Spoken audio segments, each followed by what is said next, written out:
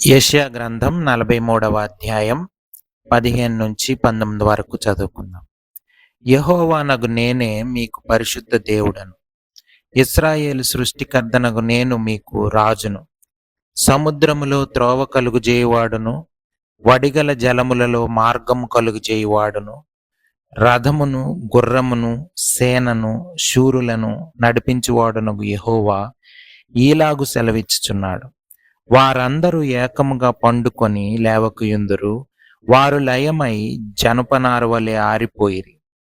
మునుపటి వాటిని జ్ఞాపకం చేసుకొనుకుడి, పూర్వకాలపు సంగతులను తలంచుకొనకుడి. ఇదిగో నేనొక నూతన క్రియను చేయుచున్నాను, ఇప్పుడే అది మొదలుచును, మీరు దానిని ఆలోచింపరా.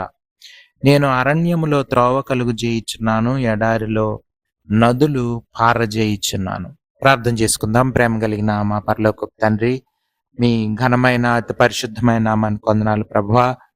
ఉదయకాల సమయంలో మీ సన్నిధికి చేరి మిమ్మల్ని స్తుతించడానికి, ఆరాధించడానికి, ఘనపరచడానికి, వాక్యపు వెలుగులో మమ్మల్ని మేము పరిశీలించుకోవడానికి దయచేసిన మరొక గొప్ప అవకాశాన్ని బట్టి, ఒక తరుణాన్ని బట్టి మీకు వందనాలు, స్తోత్రాలు. గడిచిన కాలంలో అనేక సార్లు ప్రభువా బలహీన పరిస్థితుల్లో ఉంటున్నప్పుడు మాతో మాట్లాడారు. ఈ సమయంలో వాక్యాన్ని ధ్యానించిన ఏంటుండగా ప్రభా మాతో మాట్లాడమని, పునరుద్ధాన దినాన్న ప్రభా మీ సన్నిధిని ప్రభు అనుభవించడానికి, స్వరాన్ని వినడానికి సహాయం దయచేయమని ప్రాధేయపడతా ఉన్నాం. కృప చూపించండి, ప్రతి ఆటంకాన్ని, అంధకార శక్తిని లయపరచండి.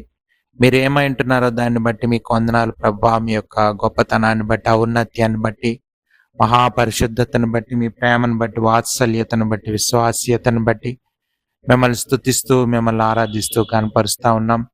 ప్రభువా నాయన మీకు వందనాలు. ఈ సమయంలో ప్రభువా నాయన ప్రతి ఆటంకాన్ని దూరపరచండి. ప్రభువా నాయన మాలో ప్రతి ఒక్కరితో మాట్లాడమని, ఆత్మీయంగా ఎదగడానికి కృప చూపించమని, మా పరిస్థితులు, మా యొక్క ఆత్మీయ అవసరతలు ఎరిగిన దేవుడవు గనుక మిమ్మల్ని స్తుతిస్తూ, మిమ్మల్ని ఆరాధిస్తూ కనపరుస్తూ ఉన్నాం. ఈ సమయంలో మాతో మాట్లాడమని ప్రాధేయపడతా ఉన్నాం తండ్రి. మీకు వందనాలు, మీకు స్తోత్రాలు. ఈ సమయాన్ని బట్టి మరొకసారి మిమ్మల్ని స్తుతిస్తూ, ఆరాధిస్తూ, కనపరుస్తూ ప్రభువా నాయన ప్రతి ఒక్కరిని జ్ఞాపకం చేసుకోమని, మేళ్లతో నింపమని, సన్నిధిని అనుభవించడానికి కృప చూపించమని, ప్రభువా నాయన ఆత్మీయ మేళ్ళు, ఆశీర్వాదాలు దయచేయమని యేసు ప్రభువారి అతి పరిశుద్ధమైన నామంలో ప్రార్థన అడిగి వేడుకుంటున్నాం తండ్రి, ఆమేన్. 1869వ సంవత్సరంలో చార్లెస్ స్పర్జన్ అనే ఆయన ఒక అనాథ పిల్లలకి ఒక ఆశ్రమం లాగా పెట్టారు, ఆర్ఫనేజ్.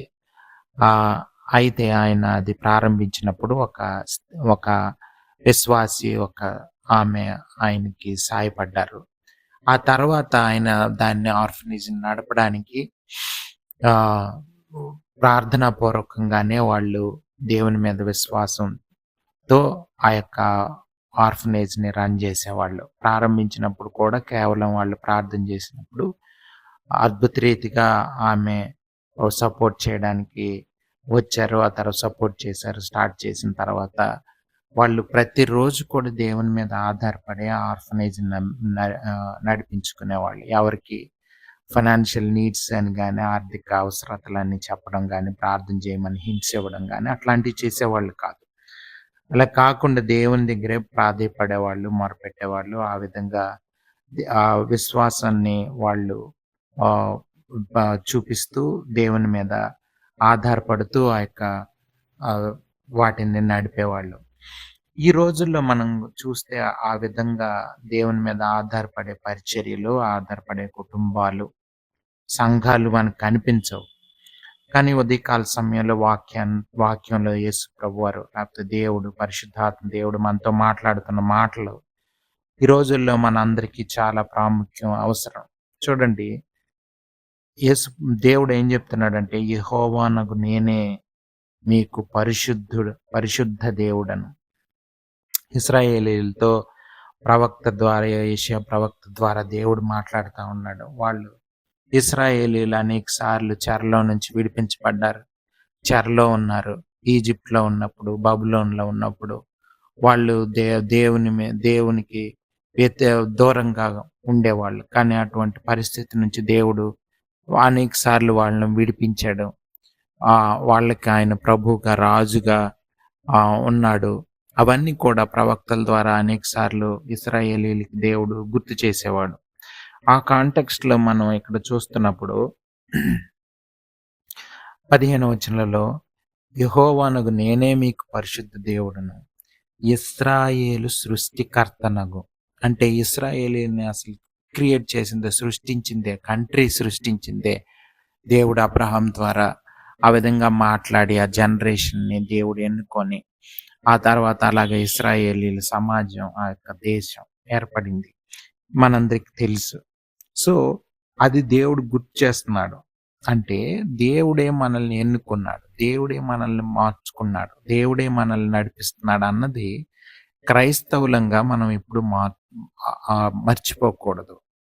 మనం ఉద్యోగాలు జేయొచ్చు, వ్యాపారాలు జేయొచ్చు, లేకపోతే ఏ విధంగానైనా మనం బ్రతకడానికి కావాల్సిన అవసరతలు వాటిని చేయడానికి మనం కష్టపడతా ఉండుండొచ్చు. కానీ వాటన్నిటికీ కారణం దేవుడని మనం అర్థం చేసుకొని ఆహ్, మన జీవితాల్ని నడిపించుకోవాల్సిన అవసరం ఉంది. దేవుని వైపు చూడాల్సిన అవసరం ఉంది. వాళ్ళు చూడండి, ఆర్ఫనేజ్‌ని నడపడానికి దేవుని వైపే చూసేవాళ్ళు. ఇంక వేరేగా ఆల్టర్‌నేటివ్స్ ఎతుక్కునేవాళ్ళు కాదు. ఈ రోజుల్లో దేవుని వైపు చూసేవాళ్ళు కుటుంబాలు గాని, పరిచర్యలు గాని, సంఘాలు గాని మనకు కనిపించవు. అంతా మానవ ఆలోచనల మీద, మనిషి యొక్క ఆహ్, వాటి మీద ఆధారపడే నడిపిస్తా ఉంటారు. ఇది చాలా భయంకరమైన పరిస్థితి. చివరి దినాల్లో అనేక మంది ధనానికి లొంగిపోయేవాళ్ళు, పేరు ప్రఖ్యాతలకు లొంగిపోయే వాళ్ళే మనకు కనిపిస్తా ఉంటారు. సో, వీటి నుంచి మనం విడిపించబడాలి. అందుకని మాటలు చాలా ప్రాముఖ్యం. యెహోవానగు నేనే మీకు పరిశుద్ధ దేవుడను. ఇశ్రాయేలు సృష్టికర్తను అగు నేను మీకు రాజును. నేనే మీకు రాజును అని చెప్తున్నాడు. అంటే ర్ వాళ్ళు చెరలో ఉండొచ్చు, లేకపోతే బయటుండొచ్చు. ఒక రాజు కింద దేవుని చే చ ఆ యొక్క ఇశ్రాయేలీయులకి రాజుండొచ్చు. ఏ పరిస్థితుల్లో ఉన్నా దేవుడే రాజని అర్థం చేసుకోవాలి. ఇది చాలా సార్లు బైబిల్ గ్రంథంలో ప్రవక్తల ద్వారా దేవుడు గుర్తు చేసేవాడు. ఎందుకంటే వాళ్ళు మర్చిపోయి, మనం మనిషి ఎలాగంటే దూరంగా కనిపించని దేవుడు కనిపించడు కాబట్టి మనం దేవుని వైపు చూడం. మనం లోకల్‌గా ఈ లోకం వైపే, మన శరీరం వైపే, ఈ యొక్క వాటి వైపే చూసే ఒక పద్ధతి మన మానవుల్లో కనిపిస్తది.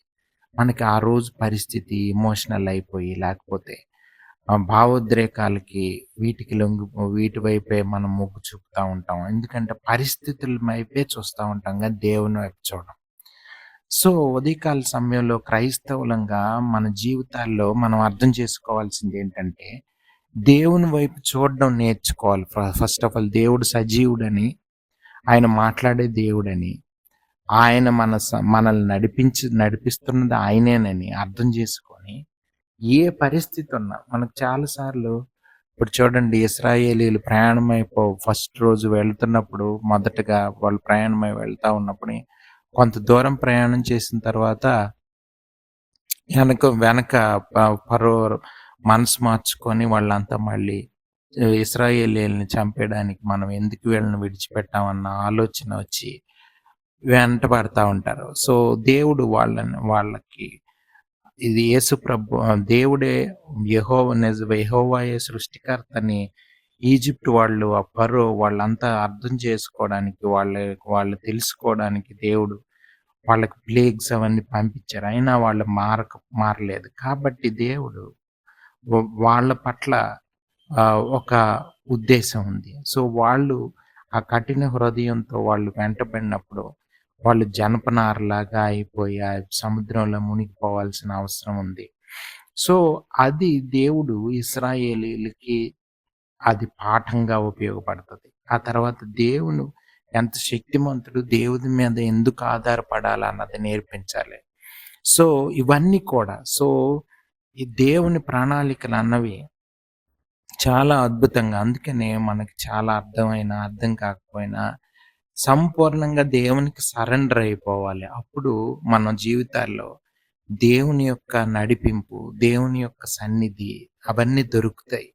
లేకపోతే దొరకదు. సొంతంగా మన జీవితాలను మనం నడిపించుకుంటున్నాం అని అనుకోని మన మీదే మనం ఆధారపడుతూ మన శరీరం మీద, లేకపోతే మనలో లోకానుసారమైన విధానాల మీద మనం ఆధారపడుతున్నంత కాలం దేవుని యొక్క డివైన్ ఇంటర్వెన్షన్ ఉండదు. సో, కాబట్టి అందుకని వాళ్ళు అనేక శ్రమలు అనుభవిస్తున్నప్పుడు దేవుడిని గుర్తు చేసుకొని ఇశ్రాయేలీయులు మొరపెట్టినప్పుడు దేవుడు ఆ యొక్క ఈజిప్ట్ చెర నుంచి, అలాగే బబులోను యొక్క చెర నుంచి దేవుడు వాళ్ళని విడిపించాడు అలాగా. చరిత్రలో మనం చూస్తున్నప్పుడు ప్రవక్తల ద్వారా అది దేవుడు వాళ్ళకి గుర్తు చేస్తూ నేను రాజునని మర్చిపోవద్దని దేవుడు చెప్తా ఉన్నాడు. సో, ఇంకొకటేంటంటే సముద్రములో త్రోవ కలుగజేయువాడను, వడిగల జలములలో మార్గము కలుగజేయువాడును, రథమును, గుర్రమును, సేనను, శూరులను నడిపించువాడునగు యెహోవా. అంటే ఈ దేవుడే రాజు మనకి సృష్టికర్త. అలాగే సముద్రములో త్రోవ, ఇంపాసిబుల్ కండిషన్స్‌లో దేవుడు పాజిబుల్ చేసేస్తాడు. అంటే డెడ్ ఎండ్ వచ్చేసింది మన లైఫ్‌లో, ఇంకా అయిపోయింది మన జీవితం, ఇంకా ఇంకేమి లేదు అన్న పరిస్థితుల్లో మనం ఉంటే, మనం ఏమీ ఆందోళన చెందాల్సిన అవసరం లేదు.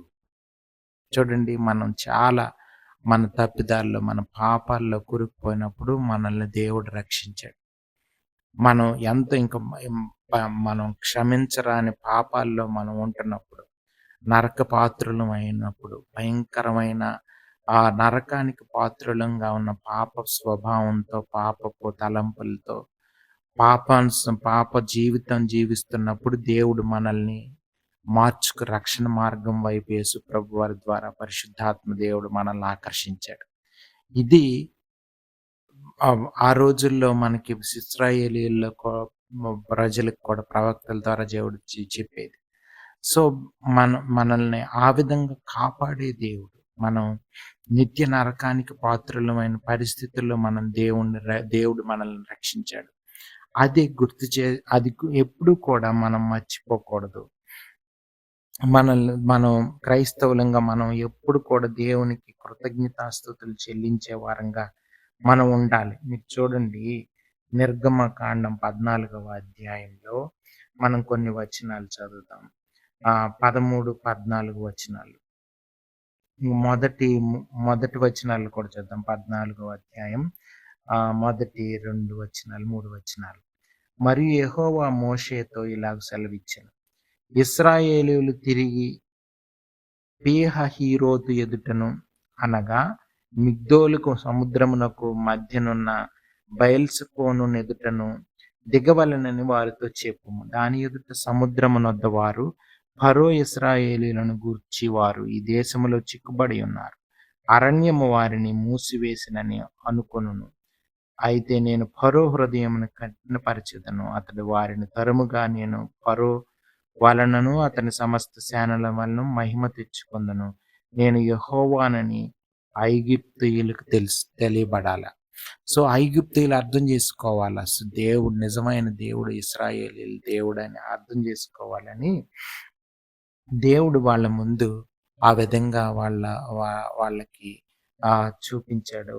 సముద్రంలో మార్గం కలుగజేశాడు. వాళ్ళు వచ్చినప్పుడు వాళ్ళందరూ అందులో మునిగిపోయి, రథాలతో సహా మునిగిపోయి చనిపోయారని మనం అర్థం చేసుకోవాలి. ఇంకా ముందుకెళ్ళి చదువుతాం చూడండి, 13వ వచనం, అలాగే 14వ వచనం. అందుకు మోషే, భయపడకుడి, యెహోవా మీకు నేడు కలుగజేయు రక్షణను మీరు ఊరక నిలుచుండి చూడుడి.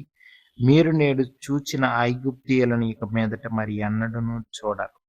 యెహోవా మీ పక్షమున యుద్ధము చేయను, మీరు ఊరకయే ఉండవల్లని ప్రజలతో చెప్పాను. మనం చేయాల్సిందంతా క్రైస్తవ జీవితంలో ఏంటంటే, దేవుని కార్యాలు మనం చూడాలంతే. మనం సొంతంగా ఏమీ చేయాల్సిన అవసరం లేదు. దేవుడు చేస్తున్నప్పుడు మనం లోబడాల్సిన అవసరం ఉంది. దేవునికి లోబడాలి, దేవునికి అధికారం ఇవ్వాలి.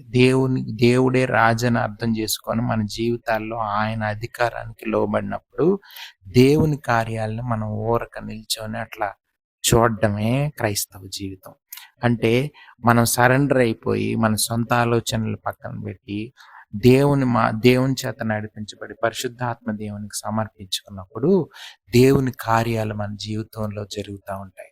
అప్పుడు మనం అలాగా వాటిని చూస్తూ దేవుని స్తుతిస్తూ ఆరాధిస్తూ ఉండడమే క్రైస్తవ జీవితం. ఇది యేసు ప్రభువారు లేకపోతే యెహోవా దేవుడు ఇశ్రాయేలీయుల ద్వారా అప్పటి నుంచి చరిత్రలో మానవాళికి చెప్తున్నటువంటి మాటలు. మనందరికీ మాటలు అవసరం. క్రైస్తవులకి, క్రైస్తవేతరులకి అందరికీ మాటలు అవసరం. దేవుని యొక్క ప్రణాళికలు మన పట్ల ఎలాగున్నాయి, మనల్ని ఏ విధంగా ఎన్నుకున్నాడు, మనల్ని ఏ విధంగా దేవుని వైపు ఆకర్షింపబడ్డాం, మన జీవితాలను ఆయన ఏ విధంగా నడిపిస్తాడు. మనకొకటి కనిపిస్తూ ఉంటుంది మనుషులుగా. మనకి పాపపు స్వభావం వలన, మన మన అహంభావం వలన, అహంకారం వలన, మన గర్వం వలన మనం ఒక రకంగా ఆలోచిస్తాం, ఒక రకంగా చూస్తాం పరిస్థితులను. కానీ దేవుని పర్స్పెక్టివ్లో, దేవుని వైపు నుంచి మన జీవితాన్ని ఆ దృష్టికోణంలో చూసి మనం జీవితాలను నడిపించుకోవాల్సిన అవసరం ఎంతైనా ఉంది. ఇది అర్థం చేసుకోవాలి. సో ఇంకా చూడండి, అలాగే 21, 22 వచనాలు నిర్గమకాండం చూస్తున్నాను. మోషే సముద్రము వైపు తన చెయ్యి చాపగా యెహోవా రాత్రి అంతయు బలమైన తూర్పు గాలి చేత సముద్రమును తొలగించి దానిని ఆరిన నేలగా చేసెను.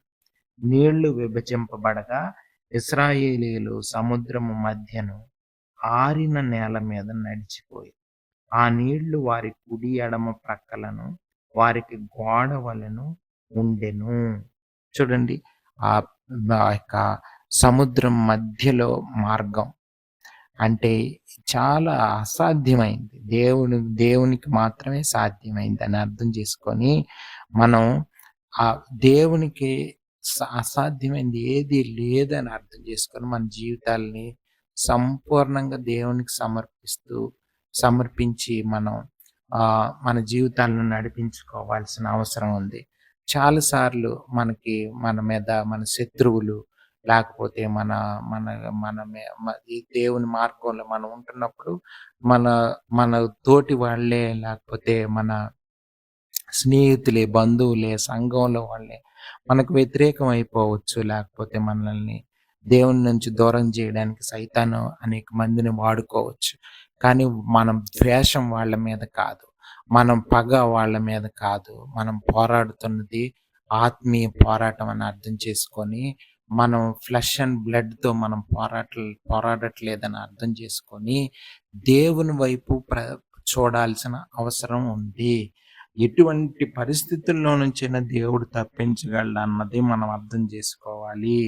మనం లేకపోతే చాలా మనకు మనమే సమస్యలను కొని తెచ్చుకొని ఆందోళనకు గురైపోతాము, మన ఆరోగ్యాలు పాడు చేసుకుంటాము. కాబట్టి మనం చాలా జాగ్రత్తగా ఉదయకాల సమయంలో వీటన్నిటిని అర్థం చేసుకొని మనం దేవుని వైపు, సమస్యల వైపు కాదు, మనకున్న పరిస్థితుల వైపు కాదు, దేవుని వైపు మనం చూడాలి. దేవుని పర్స్పెక్టివ్లో లైఫ్ని అర్థం చేసుకోవాలి. సో అప్పుడు మనం శాంతి సమాధానాలతో ఈ లోకంలో ఏ పరిస్థితి కూడా మనల్ని విశ్వాసం నుంచి తొలగించలేదు. మనం ఏ పరిస్థితుల్లో అయినా దేవుడు ఇంకా విశ్వాసంలో ఎదిగేటట్లు చేస్తాడు. విశ్వాసాన్ని ఎక్సర్సైజ్ చేసే అవకాశం ఇశ్రాయేలీయులకి అనేక సార్లు దేవుడు ఇచ్చాడు ఆయా పరిస్థితుల్లో. కానీ అనేక మంది సణిగి గొణిగి దేవునికి వ్యతిరేకంగా మాట్లాడి దేవునికి దూరం అయిపోయిన వాళ్ళు అనేక మంది మనకి ఇశ్రాయేలీయులు కనిపిస్తారు. సో ఇంకా చూడండి, కొరింథీయులకు రాసిన పత్రిక, 2వ కొరింథీయులకు రాసిన పత్రిక 1వ అధ్యాయం 3-4 వచనాలు చదువుతున్నాను చూడండి. ఫరో ఇశ్రాయేలీయులను గూర్చి వారు ఈ దేశంలో చిక్కుబడి ఉన్నారు, అరణ్యము వారిని మూసివేసెను అని 2వ కొరింథీయులకు రాసిన పత్రిక 1వ అధ్యాయం 3-4 వచనాలు. కనికరము చూపు తండ్రి సమస్తమైన ఆదరణను అనుగ్రహించు దేవుడు మన ప్రభువు అయిన యేసుక్రీస్తు తండ్రియునైనా దేవుడు స్తుతింపబడును గాక. దేవుడు మిమ్మల్ని ఏ ఆదరణతో ఆదరించుచున్నాడో ఆ ఆదరణతో ఎట్టి శ్రమలలో ఉన్న వారినైనను ఆదరించుటకు శక్తి గలవారమగునట్లు ఆయన మా శ్రమ అంతటిలో మమ్మను ఆదరించుచున్నాడు. దేవుడు మనల్ని ఎటువంటి శ్రమల్లోనైనా మన దేవుడు మనల్ని ఆదరించే దేవుడని మనం అర్థం చేసుకోవాలా. మనల్ని ఆదరించే దేవుడు మన దేవుడు.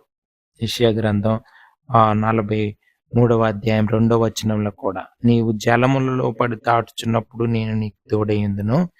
నదులలో పడి వెళ్ళినప్పుడు అవి నీ మీద పొర్లి పారవు. నీవు అగ్ని మధ్యన నడుచున్నప్పుడు కాలిపోవు. జ్వాలలు నిన్ను కాల్చవు. ఎంత గొప్ప వాగ్దానాలు ఇశ్రాయేలీయులకి దేవుడిస్తున్నాడు. అలాగే క్రైస్తవులంగా మన పట్ల కూడా వాగ్దానాలన్నీ యేసు ప్రభువారి ద్వారా మనకి అన్నీ వర్తిస్తాయి. కాబట్టి మనం ఈ వాగ్దానాలన్నీ మనం ఎక్సర్సైజ్ చేయాల్సిన అవసరం ఉంది. అంటే విశ్వాసాన్ని, అంటే దేవుడు చెప్పిన మాటలన్నీ మనం నమ్ముతున్నాం అనడానికి. మనం ఏ పరిస్థితి, ఎంత భయంకరమైన పరిస్థితుల్లో మనల్ని మన ముందుంచినా అది దేవుడు మనల్ని విశ్వాసంలో ఇంకా ఎదగడానికి ఆ పరిస్థితి మనకు ఉపయోగపడుతుంది. మనకి చాలా సార్లు లైఫ్ డెడ్ ఎండ్ వచ్చేసింది అనిపిస్తుంది. లేకపోతే చాలా ఆందోళనలో ఉంటాం. ఏంటి నా పరిస్థితి, నా జీవితం పరిస్థితి, నా కుటుంబం పరిస్థితి అన్న పరిస్థితుల్లోకి మనం వెళ్ళిపోవచ్చు. మనం ఎందుకు, లేకపోతే దేవుడు ఏ విధంగా మనల్ని ఒంటరి వాడిని చేసేసారు, ఒంటరిదాన్ని చేసేసారు. అలాగా ఎక్కడ సపోర్ట్ లేని పరిస్థితుల్లో ఎందుకు నన్ను ఉంచుతున్నాడు దేవుడు అని చాలాసార్లు మన జీవితాల్లో మనకు అనిపించొచ్చు. కానీ ఆ విధంగా మనల్ని ఆ పరిస్థితులన్నీ దేవుడికి తెలుసు. ఎందుకంటే ఆ పరిస్థితుల్లో మనం ఉన్నామని దేవునికి తెలియకుండా లేదు. మనం ప్రార్థన చేసినప్పుడు, మనం మొరపెడుతున్నప్పుడు దేవుడికి ముందే తెలుసు. సో, అర్థం చేసుకొని మనం దేవుని ప్రణాళికలకు లోబడాల్సిన అవసరం ఉంది. అప్పుడు మనం మౌనంగా ఉంటున్నప్పుడు, ఇప్పుడు చూడండి, చార్లెస్ స్పర్జన్ గారు ఆ యొక్క ఆర్ఫనేజ్ నడుపుతున్నప్పుడు అనేక కష్టమైన పరిస్థితులను ఆయన ఎదుర్కొని ఉండొచ్చు. ఎందుకంటే అంతమంది పిల్లలు ఉంటారు. వాళ్ళందరికి ఆకలేస్తది. రేపొద్దున బ్రేక్‌ఫాస్ట్ ఎలాగా అన్నది ప్రార్థన మీద, దేవుని మీద ఆధారపడాలి. ఎవరు ఏ విధంగా దేవుడు వాడుకొని ఎవరిని నడిపిస్తాడు, ఏ విధంగా ఆర్ఫనేజ్ నడిపిస్తాడు అన్నది ఏ ఆందోళన చెందాల్సిన అవసరం లేదు. మనం దేవుని ప్రార్థనలో ఉంటున్నప్పుడు, దేవుని మీద ఆధారపడుతున్నప్పుడు దేవుడే నడిపిస్తాడని ఆయన జీవితంలో అనేక సార్లు ప్రూవ్ అయి ఉంటది. అలాగే మన జీవితంలో కూడా మనం ఆలోచించుకుంటే శ్రమల్లో నుండి అనేక సార్లు మనకి మార్గం చూపించుంటాడు దేవుడు. ఒక మార్గం. మనకి ఎంత కఠినమైన పరిస్థితుల్లో మనకున్న దేవుడు మనల్ని అందులో నుంచి ఈజీగా తప్పించుకునే మార్గం కలిగించే దేవుడు మన దేవుడు. అలాగే శ్రమల్లో, అలాగే శోధనల్లో దేవుడు మనకు సాయం చేసే దేవుడు అని మనం అర్థం చేసుకోవాలి. శోధనలు వచ్చినప్పుడు మనం ఇంకా దేవునికి దగ్గర అవ్వడానికి దేవుడు ఆ పరిస్థితిని వాడుకుంటాడు. సో, ఆ టెంప్టేషన్స్‌కి ఈల్డ్ అవ్వకుండా మనకి శక్తికి ఇచ్చే దేవుడు. కాబట్టి మనం ప్రార్థనాపూర్వకంగా క్రైస్తవ జీవితాన్ని మౌనంగా దేవుని కార్యాలను చూస్తూ నడిపించుకునే ఒక గొప్ప జీవితం వైపు దేవుడు మనల్ని నడిపించే దేవుడు. ఇంకా చూడండి, యెషయా గ్రంథంలోనే 43వ అధ్యాయంలో 18, 19 వచనం చదివితే, మునుపటి వాటిని జ్ఞాపకము చేసుకొనకుడి, పూర్వకాలపు సంగతులను తలంచుకొనకుడి. ఇదిగో నేనొక నూతన క్రియ చేయుచున్నాను, ఇప్పుడే అది మొలుచును, మీరు దానిని ఆలోచింపరా? నేను అరణ్యములో త్రోవ కలుగజేయుచున్నాను, ఎడారిలో నదులు పారజేయుచున్నాను. చూడండి, ఎడారిలో నదులు అంటే ఎడారిలో అసలు వాటర్ దొరకడమే కష్టం. కానీ దేవుడు అట్లా చేయగలడు. అలాగే అరణ్యంలో అసలు త్రోవలే ఉండవు. కానీ త్రోవ కలుగజేసే దేవుడు. అంటే ఇంపాసిబుల్ సర్కమ్‌స్టాన్సెస్‌లో ఇంకా అసాధ్యం అనే పరిస్థితుల్లో మన దేవుడు అంత శక్తి కలిగిన దేవుడు అని మనం అర్థం చేసుకోవాలి. ఇది యెషయా ప్రవక్త ద్వారా దేవుడే స్వయంగా మాట్లాడిన మాటలు. ఇంతకన్నా మనకి జీవితంలో ధైర్యం ఇంకేం కావాలి చెప్పండి? మనకు ఈ లైఫ్‌ని సృష్టించిన సోర్స్ దేవుడే చెప్తున్నాడు. ఈ సృష్టిని సృష్టించినటువంటి ఆయన సృష్టికర్త. ఆయన చెప్తున్నాడు, నూతన క్రియ చేస్తాను. అది దాని గురించి ఆలోచించండి. అరణ్యంలో, ఎడారుల్లో నదులు పారజేయగలిగిన దేవుడు, అరణ్యంలో మార్గాలు చూపించే మార్గాలు కలుగజేసే దేవుడు. ఇవి ఎంత గొప్ప వాగ్దానాలు చూడండి మన జీవితాల్లో. క్రైస్తవులు ఏ విధంగా అధైర్యపడాల్సిన అవసరం లేదు. శ్రమల్లో, ఇరుకుల్లో దేవుడు మనల్ని దేవుని వైపు చూస్తున్నప్పుడు మన కుటుంబాల్ని, మనల్ని, మన పిల్లల్ని, మన మన యొక్క పరిచర్యల్ని, మన మినిస్ట్రీస్‌ని, మన యొక్క సంఘాల్ని నడిపించే దేవుడు. కాబట్టి మనం ఆయన రాజ్యం కింద బ్రతకాలి. ఆయన రాజ్యంలో అంటే ఆయన అధికారం కింద బ్రతకాల్సిన అవసరం ఉంది. చాలా సార్లు మనం దేవుని అధికారానికి ఒప్పుకోం. దేవునికి అధికారం ఇవ్వం. ప్రతి పరిస్థితుల్లో, ప్రతి ఏరియాలో దేవుని అధికారానికి ఆయన రాజని మనం అర్థం చేసుకొని, ఆయన క్రింద బ్రతకాల్సిన అవసరం ఉంది. ఈ లోకానికి, శరీరానికి, లేకపోతే ఈ లోకంలో ఉన్న శత్రువులకి, లోకంలో ఉన్న రాజులకి, వాళ్ళకి కాదు భయపడాల్సింది. దేవునికి భయభక్తులతో మనం మన జీవితాలను కొనసాగించాల్సిన అవసరం ఉంది. సో, అటువంటి జ్ఞానం, అటువంటి గొప్ప జీవితం మనందరికీ, వాక్యమైన ప్రతి ఒక్కరికి దేవుడు ఇస్తాడు. ఆ విధంగా పరిశుద్ధాత్మ దేవుడు వాగ్దానాలు దయచేస్తున్నాడు. ఈ ఉదయకాల సమయంలో దేవుని స్తుతిద్దాం, ఆరాధిద్దాం, ప్రార్థన చేసుకుందాం. ప్రేమ కలిగిన మా పరలోకపు తండ్రి, ఉదయకాల సమయంలో మాతో మాట్లాడినందుకు మిమ్మల్ని స్తుతిస్తూ, మిమ్మల్ని ఆరాధిస్తా ఉన్నాం ప్రభువా. మరొకసారి మా ఆత్మలకి తృప్తి కలుగజేశారు, ధైర్యాన్ని ఇచ్చారు ప్రభు. అందుని బట్టి మీకు వందనాలు. మీకోసం జీవించడానికి కృప చూపించమని ప్రాధేయపడతా ఉన్నాం ప్రభు. వాక్యం భద్రపరచండి. వాక్యం విన్న ప్రతి ఒక్కరిని ప్రభువా నాయన మీ యొక్క దీవెనల ఆశీర్వాదాలు దయచేయమని ప్రాధేయపడతా ఉన్నాం. ప్రతి ఒక్క అందరం ప్రభువా నాయన వాక్యానికి లోబడే వారంగా ఉండడానికి, వాక్యం యొక్క అధికారం కింద, దేవుని అధికారం కింద, యేసు ప్రభు వారి యొక్క అధికారం కింద బ్రతకడానికి నిర్ణయం తీసుకోవడానికి ప్రభువా నాయన కృప చూపించమని, ఘనత, మహిమ, ప్రభావాలు మీకే ఆరోపిస్తూ యేసు ప్రభు వారైతే పరిశుద్ధమైన నామంలో ప్రార్థన అడిగి వేడుకుంటున్నాం తండ్రి. ఆమేన్.